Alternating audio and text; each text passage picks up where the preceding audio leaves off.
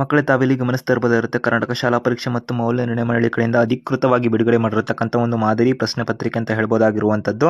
So ಈ ಒಂದು ಮಾದರಿ ಪ್ರಶ್ನೆ ಪತ್ರಿಕೆ ಅಂತಕ್ಕಂಥದ್ದು ಪೂರ್ವ ಸಿದ್ಧತಾ ಪರೀಕ್ಷೆಗಳಾಗಿರ್ಬೋದು, ವಾರ್ಷಿಕ ಪರೀಕ್ಷೆಗಳಾಗಿರ್ಬೋದು, ಸೊ ಮಕ್ಕಳಿಗೆ ಯಾವ ರೀತಿ ಪ್ರಶ್ನೆಗಳು ಬರ್ತಂಥ ಸಂದರ್ಭದಲ್ಲಿ ಯಾವ ರೀತಿಯಾಗಿ ಉತ್ತರಗಳನ್ನು ಬರೀಬೇಕು ಅಂತಕ್ಕಂಥದ್ದಕ್ಕೆ ಸಂಬಂಧಪಟ್ಟಂತೆ ಕರ್ನಾಟಕ ಶಾಲಾ ಪರೀಕ್ಷೆ ಮತ್ತು ಮೌಲ್ಯ ನಿರ್ಣಯ ಮಂಡಳಿ ಕಡೆಯಿಂದ ಅಧಿಕೃತವಾಗಿ ವೆಬ್ಸೈಟ್ನಲ್ಲಿ ಬಿಡುಗಡೆ ಮಾಡಿರತಕ್ಕಂಥ ಪ್ರಶ್ನೆ ಪತ್ರಿಕೆ ಆಗಿದ್ದು ಮತ್ತೆ ಉತ್ತರ ಸಹಿತವಾಗಿ ಬಿಡುಗಡೆ ಮಾಡಿದರೆ ಈ ಒಂದು ವಿಡಿಯೋದಲ್ಲಿ ಯಾವ ರೀತಿ ಪ್ರಶ್ನೆ ಬಂದಾಗ ಯಾವ ರೀತಿಯ ಉತ್ತರ ಬರೀಬೇಕಿರುತ್ತೆ, ಎಷ್ಟು ಉತ್ತರನ ಬರೀಬೇಕಿರುತ್ತೆ, ಸೊ ವ್ಯಾಲ್ಯೂಯೇಟರ್ಗಳು ಮೇನಾಗಿ ಏನೇನು ಅಬ್ಸರ್ವ್ ಮಾಡ್ತಾರೆ ಅದಕ್ಕೆ ಸಂಬಂಧಪಟ್ಟಂತೆ ವಿಡಿಯೋದಲ್ಲಿ ಮಾಹಿತಿನ ಕೊಡ್ತಾ ಇರುವಂತದ್ದಾಗಿರುತ್ತೆ. ಸಂಪೂರ್ಣ ಮಾಹಿತಿ ವಿಡಿಯೋದಲ್ಲಿ ಸಿಗುತ್ತೆ ಕನ್ನಡ ಯೂಟ್ಯೂಬ್ ಚಾನಲ್ ಅಂತ ಹೇಳ್ತಾ ಇದೀಗ ಒಂದೊಂದಾಗಿ ಎಕ್ಸ್ಪ್ಲೇನ್ ಮಾಡ್ತಾ ಹೋಗ್ತೇವೆ. ಹೆಚ್ಚುವರಿ ಮಾಹಿತಿಗೆ ಚಾನಲ್ಗೆ ಸಬ್ಸ್ಕ್ರೈಬ್ ಆಗಬಹುದು ಅಂತ ಕೂಡ ತಿಳಿಸ್ತಾ ಇವುಗಳ ಪ್ರಕಾರ ನೀವು ಬರೆದಂಥ ಸಂದರ್ಭದಲ್ಲಿ ಹೆಚ್ಚುವರಿ ಮಾರ್ಕ್ಸನ್ನು ಕೂಡ ನೀವು ತಗೋಬೋದಾಗಿರುತ್ತೆ. ಸೊ ಏನೇನು ಪ್ರಮುಖವಾಗಿರುತ್ತೆ ಅಂತ ತಿಳ್ಕೊಳ್ಳುವಂಥದ್ರೆ ಮೊದಲನೇದಾಗಿ ಇಲ್ಲಿ ಗಮನಿಸ್ತಾ ಇರಬಹುದಾಗಿರುತ್ತೆ ಮಾದರಿ ಪ್ರಶ್ನೆ ಪತ್ರಿಕೆ ಆಗಿರುತ್ತೆ ವಿನಃ ಯಾವುದೇ ರೀತಿ ಇದೆ ಅಂತಿಮ ಅಂತ ಹೇಳೋಕ್ಕಾಗಲ್ಲ. ಇಲ್ಲಿರುವಂಥ ಕ್ವಶನ್ಸ್ ಬರ್ಬೋದಾಗಿರುತ್ತೆ, ಬರ್ದೇನೆ ಇರ್ಬೋದಾಗಿರುತ್ತೆ.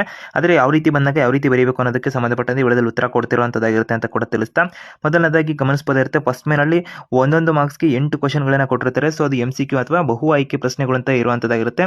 ಸರಿಯಾದ ಒಂದು ಉತ್ತರನ ನೀವು ಆಯ್ಕೆ ಮಾಡಬೇಕಿರುತ್ತೆ. ಇಲ್ಲಿ ಅಪೂರ್ಣ ಹೇಳಿಕೆ 4 ಆಯ್ಕೆಗಳನ್ನು ನೀಡಲಾಗಿರ್ತದೆ ಅಂತೆಲ್ಲ ಮಾಹಿತಿನ ಕೊಟ್ಟಿದ್ದಾರೆ. ಸೊ ಇದರಲ್ಲಿ ಸರಿಯಾದ ಆನ್ಸರ್ ಮಾತ್ರ ಇಲ್ಲಿ ಕೊಟ್ಟಿರುವಂತದ್ದಾಗಿರುತ್ತೆ. ಇಲ್ಲಿ ಕ್ವಶನ್ ಪೇಪರ್ನ ಕೂಡ ನೀವು ಗಮನಿಸಬಹುದಿರುತ್ತೆ. ಈ ರೀತಿಯಾಗಿರುತ್ತೆ.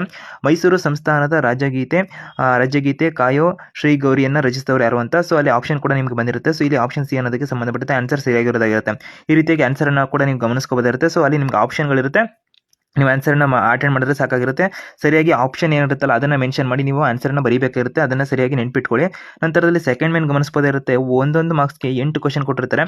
ಒಂದು ವಾಕ್ಯದಲ್ಲಿ ಬರೀಬೇಕಿರುತ್ತೆ. ಈಗ ಅವ್ರ ಪ್ರಶ್ನೆ ಏನು ಕೇಳಿದಾರಲ್ಲ ಗಮನಿಸಬಹುದಿರುತ್ತೆ 1 ರಿಂದ 2 ವಾಕ್ಯ ಇದ್ರೂ ಸಮಸ್ಯೆ ಆಗೋದಿಲ್ಲ ಅಲ್ಲಿ.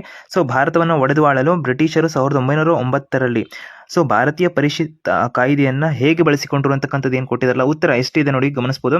ಮುಸ್ಲಿಮರಿಗೆ ಪ್ರತ್ಯೇಕ ಚುನಾವಣಾ ಮತಗಟ್ಟೆ ವ್ಯವಸ್ಥೆಯನ್ನು ಜಾರಿಗೆ ತರುವುದರ ಮೂಲಕ ಭಾರತವನ್ನು ಒಡೆದು ಆಳಲು ಬ್ರಿಟಿಷರು 1909ರ ಭಾರತೀಯ ಪರಿಷತ್ ಕಾಯ್ದೆಯನ್ನು ಬಳಸಿಕೊಂಡರು. ಅಂದರೆ